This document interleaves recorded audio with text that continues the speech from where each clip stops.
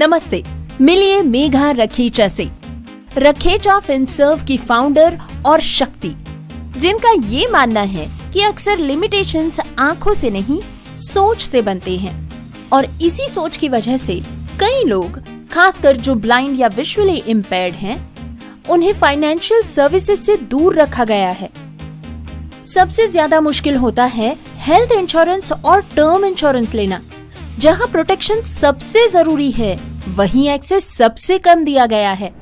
लेकिन अब नहीं, रखेचा फिनसर्व के साथ हम सिर्फ पॉलिसीज नहीं देते, हम देते हैं समझ, रिस्पेक्ट और इक्वल अपॉर्चुनिटी। हम इंश्योर करते हैं कि आपको मिले सही health insurance, reliable term insurance और पूरी फाइनेंशियल सिक्योरिटी बिना किसी बायस के, क्योंकि हम मानते हैं आपका हक किसी से कम नहीं। तो इंतजार क्यों? आज ही जुड़िए रखेचा फिनसर्व के साथ। कॉल और WhatsApp on 9711154808 to get insured. याद रहे 9711154808। Rakhecha Finserv, financial planning for everyone without barrier.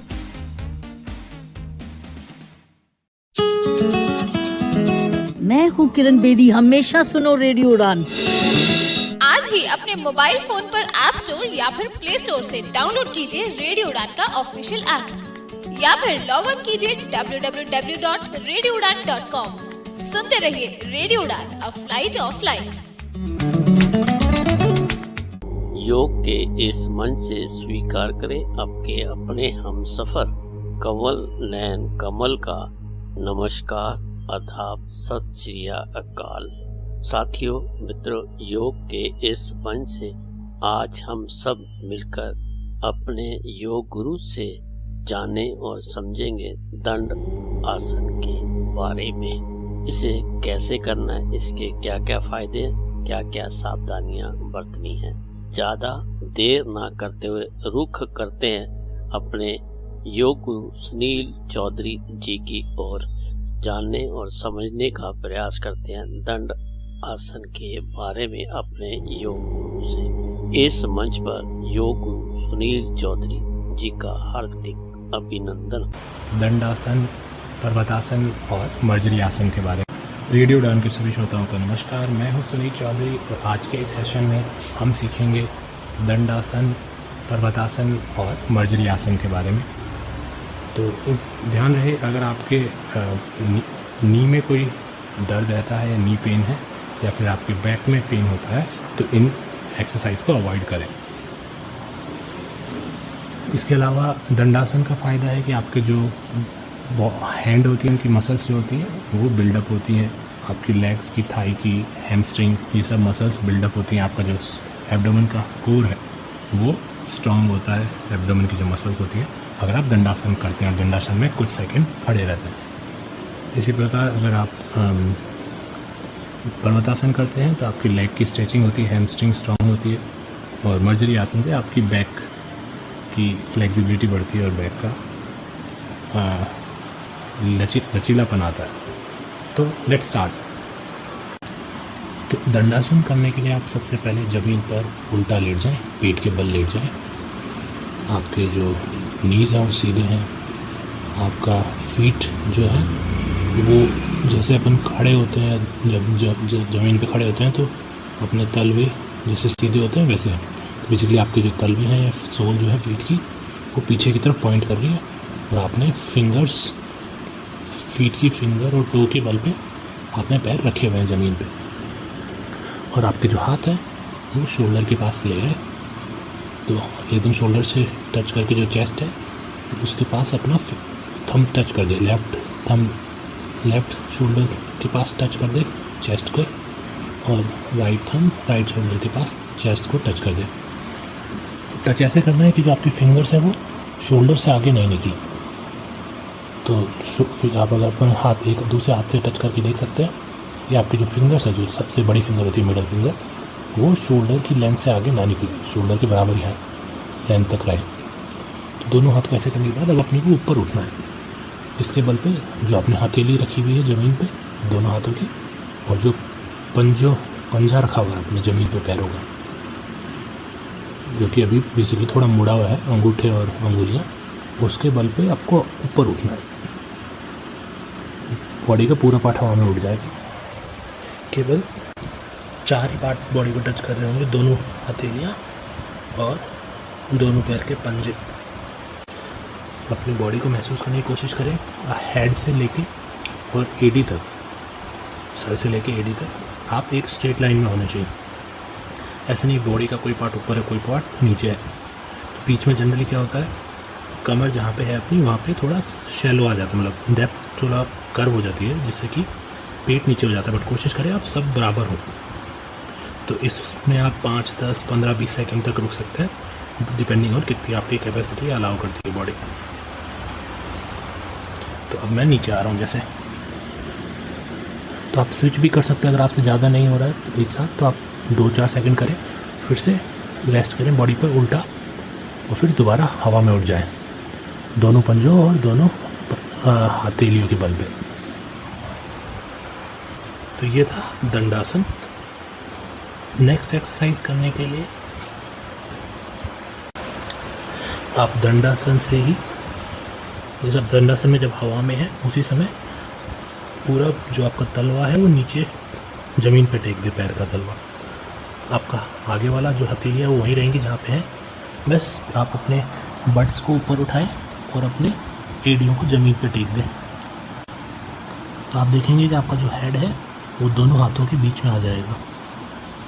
तो आपके बट से लेके और आपकी हथेलियों तक एक ढलान बन जाएगी, स्लोप।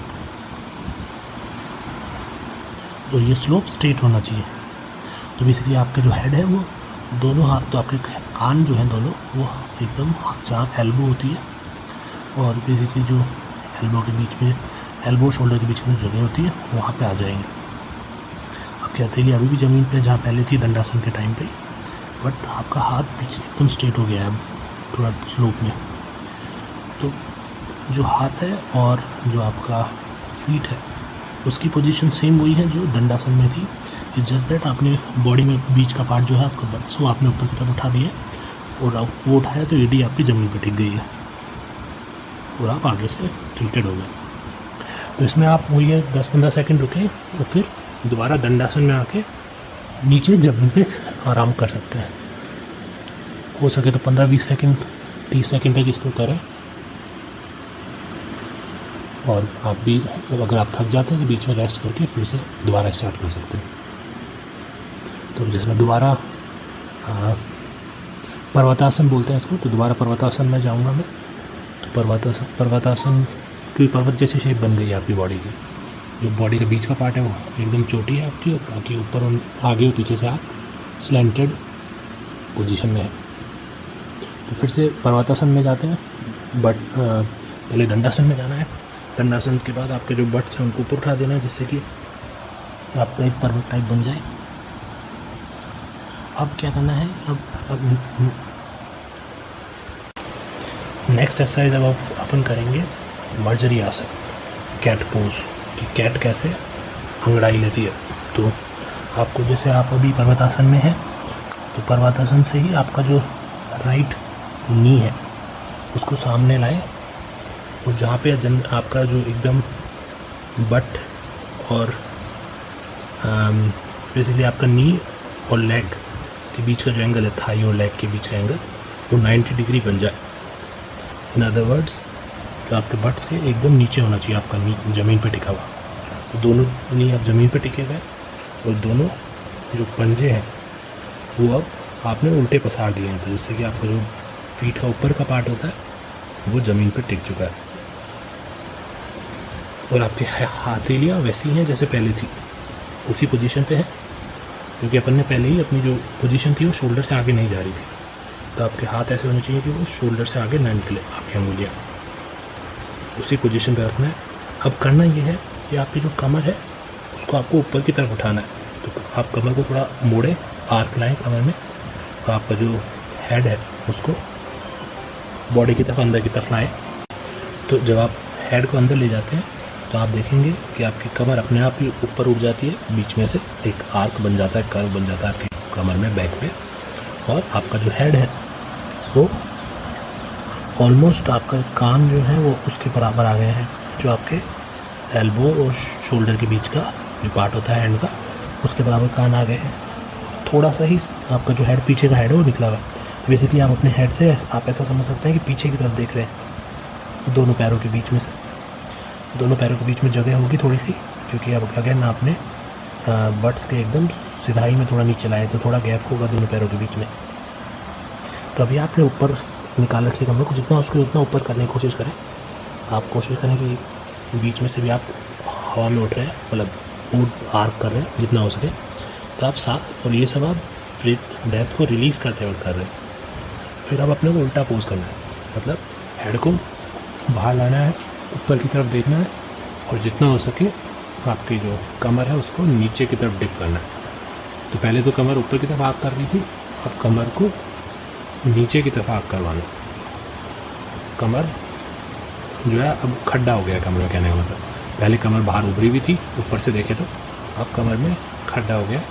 तो आपका जो पेट है वो अब और ज़्यादा नीचे आ गया। तो ये आप ब्रीथ इन करते हुए चीज़ करें। जब आप अंदर सांस ले रहे हैं उस समय ऐसे आएँ, जब आप सांस निकाल रहे हैं तो ऊपर चले जाएँ और हेड को अंदर ले आएँ। तो इसी पोजीशन में आपको स्विच करना है 10 से 15 बार। आप जल्दी जल्दी कर सकते हैं। तो जैसे मैं अभी इन लाया, मैं हेड को ऊपर ले गया तो मेरी कमर नीचे आ गई, हेड नीचे लाया, हेड ऊपर लाया, हेड नीचे लाया, हेड ऊपर लाया। तो मैं क्या कर रहा हूँ, स्विच कर रहा हूँ दोनों पोजीशन में। एक पोजीशन में मेरी कमर ऊपर की तरफ आग है, उभरी हुई है, दूसरी पोजीशन में कमर में खड्डा है और नीचे की तरफ गिरी हुई है। तो ये एक्सरसाइज कैट बहुत ज़्यादा करती है अपनी बॉडी को फ्लेक्सिबल बनाने के लिए। कैट ये एक्सरसाइज दिन में बहुत बार करती है, इसलिए इसको मर्जरी आसन या कैट पोज भी बोलते हैं। तो आप इसमें 15 से 20 बार 30 बार कर सकते हैं, जिसमें कि आप स्विच कर रहे हैं ब्रीथ इन और ब्रीथ आउट के साथ। तो जब आप ऊपर की तरफ कमर मोड़ रहे हैं, ऊपर की तरफ निकाल रहे हैं, तो आपको ब्रीथ आउट करना है, और जब आप कमर को नीचे की तरफ डिप कर रहे हैं तो आपको ब्रीथ इन करना है। तो सांस के साथ इस एक्सरसाइज को आप कर सकते हैं। तो अगर आप इस मर्जरी आसन को नोटिस करें तो ये पोजीशन कुछ वैसी है जब छोटा बच्चा चलने लगता है, तो वो जिस पोजीशन में कुड़ालिया जो चलता है, जब उसे पूरी तरह से पैरों से चलना नहीं आए तो वो घुटनों और हथेली पे जैसे चलता है, उस पोजीशन में है आप। और इसी पोजीशन में आप खड़े, मतलब एक जगह स्थिर है और ऊपर नीचे हो रहे हैं। ये इसे घोड़ा वाली पोजीशन भी बोलते हैं। अगर आप बचपन में किसी के लिए घोड़ा बने हैं, अपने बच्चे को अपने जैसा आपने किसी अपने कमर पे बिठाया, तो जनरली आप इसी पोजीशन में होते हैं। इसी पोजीशन में आपको ऊपर नीचे होना है आपकी बैक से। आज के इस सेशन में इतना ही। कल फिर मिलेंगे कुछ नई एक्सरसाइजेस और योगा के साथ। तब तक स्वस्थ रहिए, योगा करिए। नमस्कार साथियों, मित्रों, योग की आज की इस यात्रा में हम सब ने मिलकर अपने योग गुरु से दंड आसन के बारे में जाना और समझा। साथियों, मित्रों, हमें योग को अपने जीवन का अभिन्न अंग समझते हुए इसका निरंतर रूप से अभ्यास करते रहना चाहिए, ताकि हम सब स्वस्थ रह सकें, अपने आप को चुस्त दुरुस्त रख सकें। आप सब जानते ही हैं, हेल्थ इज वेल्थ। आप सबका आभार, शुक्रिया। हरि ओम, हरि ओम। आप सबका दिन शुभ हो, मंगल में हो, कल्याणकारी हो।